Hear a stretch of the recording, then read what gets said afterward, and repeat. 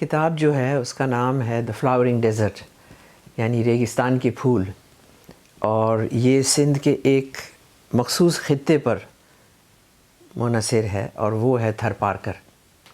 یہاں جو لوگ پوشاک پہنتے ہیں، کیوں پہنتے ہیں، کیسے پہنتے ہیں، اور ان کی شناخت جو ہے وہ ان کے کپڑوں سے کیسے ہوتی ہے، کہ جب میں نے شناخت کی بات کی تو خواتین پر زیادہ تر زور ہے، ان کی چادروں پہ، ان کے قمیضوں پہ، گھر کی چیزوں پہ، اور جانوروں کے سنگھار کے لیے جو وہ استعمال کرتے ہیں، وہ تمام چیزیں جو ہیں وہ میں نے انکلوڈ کرنے کی کوشش کی ہے۔ ڈاکٹر صاحب، یہ کتاب مرتب کرنے کا خیال آپ کو کیسے آیا؟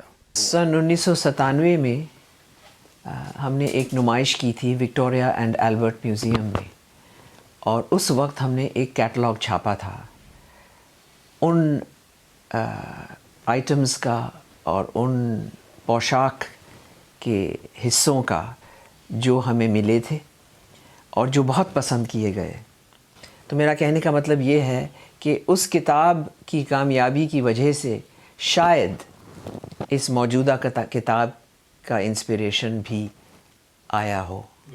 اس کتاب میں کچھ چیزیں ہیں جو آپ بتائیں گے ہمیں کہ وہ کس طرح منفرد ہیں، جو صرف تھر میں ہوتی ہیں اور باقی پاکستان میں یا دنیا میں اور کہیں نہیں ہوتی؟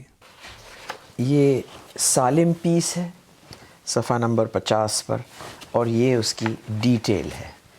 میں سمجھتی ہوں کہ یہ بہت دلچسپ پیس اس لیے ہے کہ یہاں ایک امتزاج ہے بلوچ اور سندھی بھرت کا، اور اس کی جو باریکی ہے اور رنگ ہے اور ڈیزائن کا بیلنس ہے وہ بڑی مشکل سے آپ کو کہیں اور ملے گا۔